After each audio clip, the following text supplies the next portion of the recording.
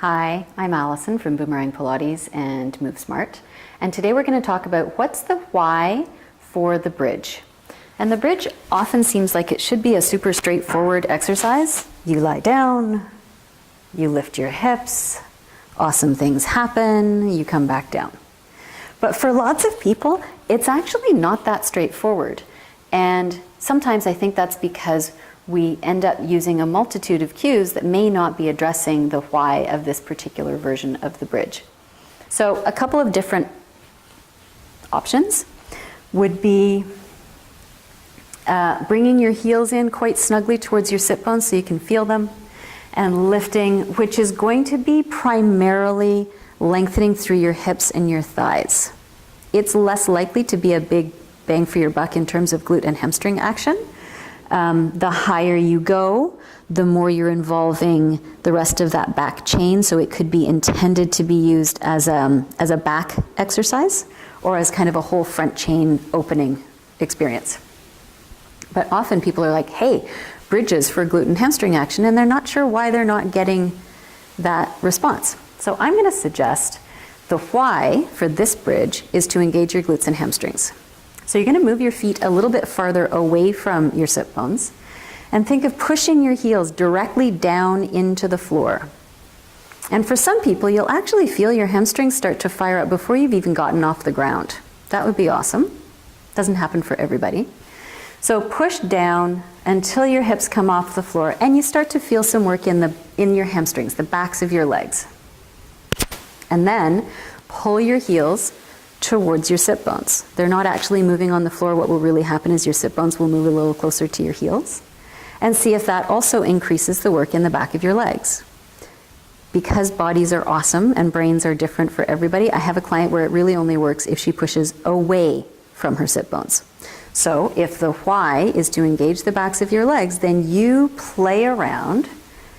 You've got this press down. Do a little push-pull and see, where do you feel the most engagement in the backs of your legs? And then continue to press your heels down and come a little higher. And now start to think about lifting the backs of your thigh bones right below your glutes.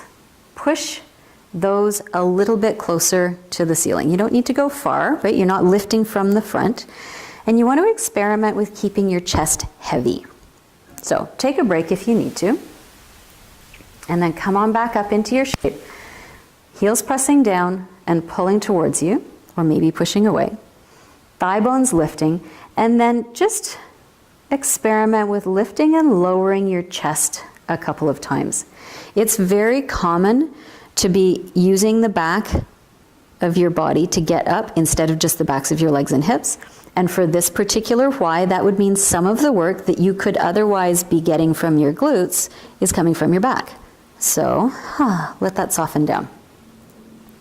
And then from here, you can come back down and see what happens if you take your feet even farther from your sit bones. And then you press heels down and pull them back in towards you and come up, and that will probably be more work in your hamstrings. Different angle in your legs is going to create different kind of work and different kind of load, and you won't go as high in your pelvis. So this addresses the why of this particular version of the bridge. It's not really about bringing your heels in close. It's actually about getting a little bit of extra space.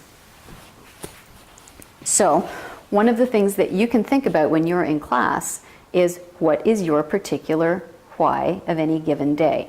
And how you get to that why is going to be different for you than it is for somebody else, for me, for your teacher, for your sister, for the person on the mat next to you. So listen to your own body, listen to your brain telling you what's happening. Remember that less is often more. So sometimes you'll feel way more glute and hamstring work when you're hovering very close to the floor, as opposed to when you lift up higher and then it becomes something else. And it's not that the something else is wrong, it's just that's not the why for what you're working on. So you can make decisions. If you're in a class where the why is not being kind of dictated by the group, you could decide, today I'm working on my glutes and hamstrings and I'm going to move in a way that generates the most hamstring and glute work for me today. Or, no, today I really want to work on finding length through my thighs. So you position yourself and you focus your work on that. When you start to feel something else, you're in your bridge and you're like, that is not glute and hamstring, but man, that's a lot of back and neck. Don't just assume you can't get there. Start to make some changes. Change your position, change your range.